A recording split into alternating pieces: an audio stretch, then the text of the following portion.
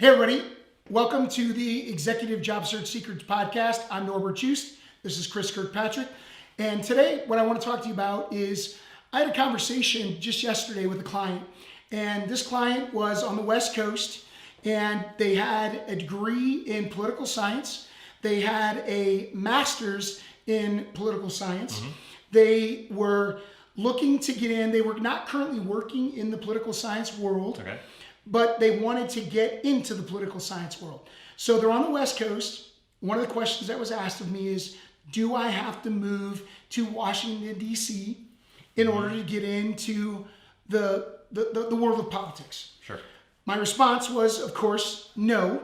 There's opportunities everywhere. If you want to be in the heart of it or in the pit of it or whatever you want to call it. Swamp. Yeah, in the swamp. Then sure, move to DC. Sure. But if you don't want to, if you love where you are, if you love where you're at, and this isn't just about getting into politics. Yeah. This is an example. Yeah. Where you are today, there are tremendous opportunities all around you. 100%. And that is the whole point of what we teach is how to go about networking, building relationships, finding those opportunities. And so I know you have a phenomenal example of what can happen and how to go about doing it. But the short answer is no.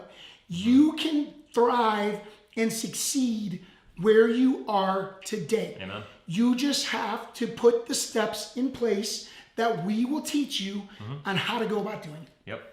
Well, so it's actually pretty amazing. So when Norbert was telling me about this story, this conversation he was having with a person who called in seeking help, it immediately, because of the political science tilt to the conversation, I have a really good buddy of mine who is the head of the musical department at my church that I used to go to when I lived in a town, Maricopa, Arizona, a couple of years ago. His name is Jonathan, and Jonathan, several years ago, was a freelance photographer, and he's a very, very politically leaning person. Like he's really passionate about politics. He loved it. He was a freelance photographer, never really made any money on photography, but had just a passion for it, right? And so he thought one day, like, man, I've got this passion for photography and I've got this passion for politics. Wouldn't it be cool if I could melt the two together and do political photography? Now, to me, that sounded a little bit weird, but to him, it made all the sense in the world, and I guess it does to me now as well when you look at the fact that every politician has all these headshots and like all these, at every engagement, every activity they do, they have to have somebody there taking photos of them engaging with people, shaking hands, kissing babies, that sort of thing, right? Like, absolutely. You know, it is what it is. They have to do that sort of thing. So he started going on to LinkedIn. He started networking with people. He looked at the local GOP, the local political groups, and started networking and connecting with everybody.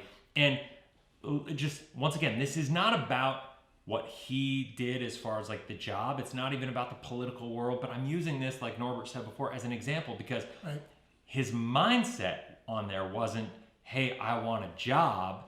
It was, hey, I'm passionate about this thing, right? I've got this skill set that I've honed because I'm passionate about it, and I would like to serve you, right? So how can I add value to your life? And so he started networking with all the key people, getting connections, never asked for a thing, sought to give before asking for anything in return. And what that did in return was open up opportunity for him. So he started going to all the Arizona state reps, all the Arizona congressmen.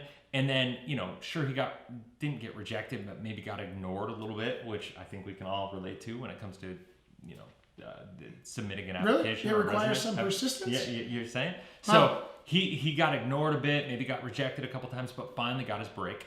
Finally had a congressman say, yes, I would love, if you're willing to donate your time, I would love to give you the opportunity to come and take pictures of me. If you're going to provide them for free, I'll give you the opportunity to serve me, and if that in turn serves you to help you build your portfolio, so on and so forth, I'd love to have you come. I could make this story really long, but what I will do here is flash forward. He took that experience and he started building a name for himself locally. And then what happened was, a couple years after the fact, he ended up getting a job opportunity, or saw a job opening to be the head photography editor for Vice President Mike Pence. Now, he went from no experience in that space at all to applying for this job, and because of his passion, because of his contacts, because of his alignment, like all these things had to come into play, right? I mean, I don't think it was just luck, obviously. It all had to come in alignment, and the synergy had to be there.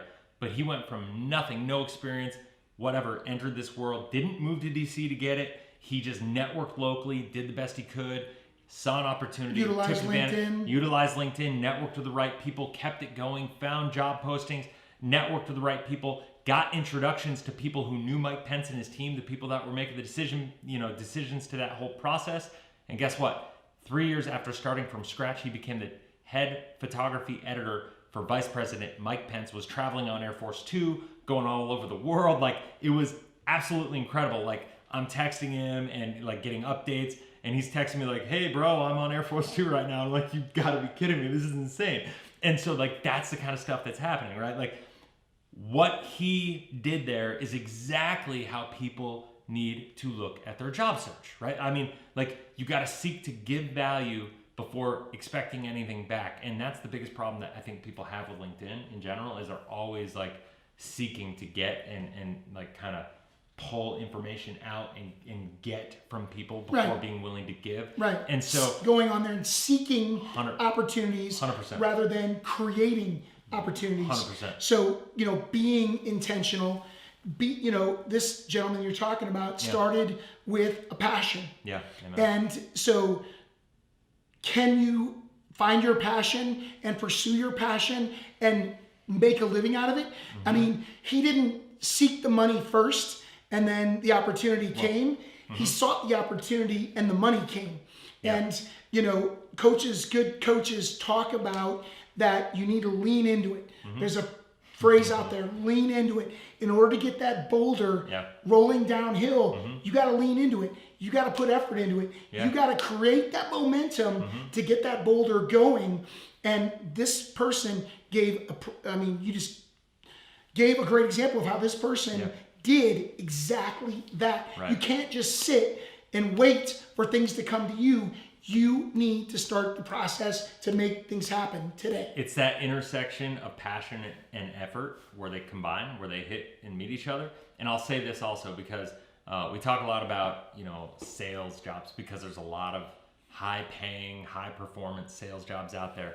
And especially, I know we talked about this kind of off-camera, you and I have a lot about the medical field, the medical sales field, where there are a lot of people who say, oh, I'm passionate about, this spinal thing because my grandfather suffered from it, and so I want to get a job with you. Like, that's not the passion we're talking about, right? Like, yes, maybe the passion is legitimate, but the problem is you got to make sure you build your story properly. Right? That's where it starts. Yeah. That's only the beginning. That's exact. But here's what I'll say. If your technical skills and sales experience and everything are on par with everybody else, your passion can be a great differentiator once again, right? Because all things being equal, if you can build that story properly, but it's like you were telling me the other day, is like you see too often people who have gone in thinking that their passion was enough. Correct. Thinking that was going to be the big thing that was going to catapult them ahead of everybody else. Right. And if I'm not saying that's not a viable strategy, or that it shouldn't be part of your job, seeking or landing strategy. Sure. It absolutely should be, but you need to be very intentional about how you build the story for your passion in there, and you need to make sure you put the effort in, and you need to make sure that you're not just relying on that when they say, hey, why do you want this job? Well, I want it because my grandfather suffered from this and whatever. You better have a much more elaborate, deep story, maybe a story that says your grandfather benefited from this technology, this product, or this pharmaceutical, or this whatever, and this is how it impacted his life, this is how it impacted your family, this is how it impacted me. And because of this, I would like blah, blah, blah, blah. Like, I would like to be able to share that with other people because I know the impact that it made on my life. And I know that if I am the person who's out there representing this product and going in to talk to doctors and surgeons or whoever I'm, out there talking to, I know that my experience and that passion is going to shine through and help them realize that this widget or drug or like device is going to help, it is going to make that impact, right? Like, so obviously it's hard talking about in generic terms, but you get the point. And it doesn't matter, we started off talking about the political science space, and we're transitioning now to the medical device space. It could be technology.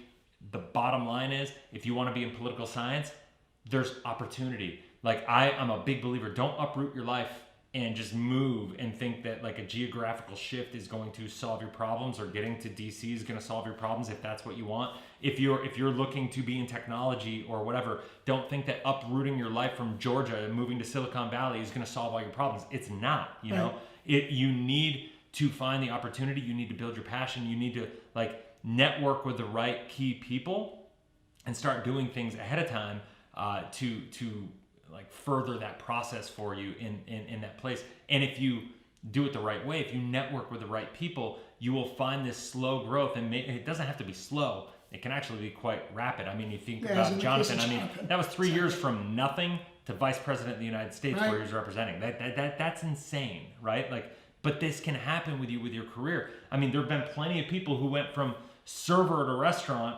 to $200,000 income earning medical device rep in 3-4 years. Absolutely. Because of the fact that they knew the skills they had to work on. They went out, they probably counseled with somebody, and they went out and they did what they had to do to get there. And they maybe went out and got a copier sales job, or they got some sort of they took job, the necessary steps to go through that process, and they were very intentional about what they were doing to get there. Which is exactly what we teach. Exactly. And, the thing that I spoke to this particular candidate on the West Coast about was, my first job out of college was in Chicago. And so, I was in a huge pool, great number of opportunities. Yeah. But guess what else there is in a city of Chicago that has a great number of opportunities? A great number of competition. So do you always need to start in the biggest pool? Nope. Absolutely not. Take Jonathan, for example. I mean, it's not like Phoenix is the hotbed of political opportunities. Nope. But if you're good enough and you start, and sometimes there's a competitive advantage to start in a smaller pool become sensational at what you do, get recognized for that, and more opportunities will come about from that. And I'll say this, is that one of the things I say all the time is people don't hire resumes, they hire people. And in most opportunities, even if they are publicly posted, it's relationships that get you hired, right? And so whether it's a relationship with a recruiter, somebody that gets to really know you, that advocates for you and goes to bat for you, or whether it's another key decision maker, or whether it's somebody who is an influencer in that company, whether it's somebody who is that has just a good relationship, with that key decision maker, with that hiring manager at the company. The bottom line is, when, like what Jonathan did, he did the work for somebody here. That person happened to be connected with a person, that was the decision-making person in DC for Mike Pence, right? Like that's the kind of mindset you have to have. If you work your network properly, it's not about who you know. And most people think, when they think about networking improperly, they think, when I'm looking for a job, I need to go to my network, and you assume that it's your network that's going to help you plug in. The reality, most success, and I can show you this is 85% of the time, right? Most success for networking to get a job isn't your direct network. It's either your third level or fourth level connection that is going to ultimately get you there. So your networking strategy and the conversations you have to have and the way you position yourself has to change to be effective to do so. Right. So that's a whole different video. Yeah, absolutely. And there's the saying that hard work beats talent when talent doesn't work hard, right? Yeah. So Amen. Do you have to be phenomenal to get started? No, you just have to get started. Sure. Yep. Absolutely. So that's it. So I hope this video finds you well, and I hope it makes sense. If you have any questions at all, feel free to email support@careernextagency.com. If you'd like to have a conversation with either one of us, Norbert or I, you can go to careernextagency.com, and there's a widget. You can set up a time to talk.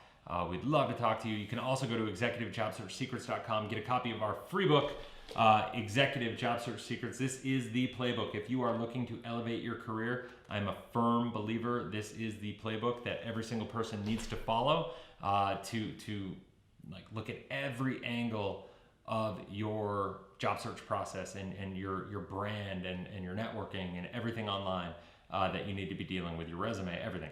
And so that is that. So I hope that helps. Feel free to reach out if you need anything at all.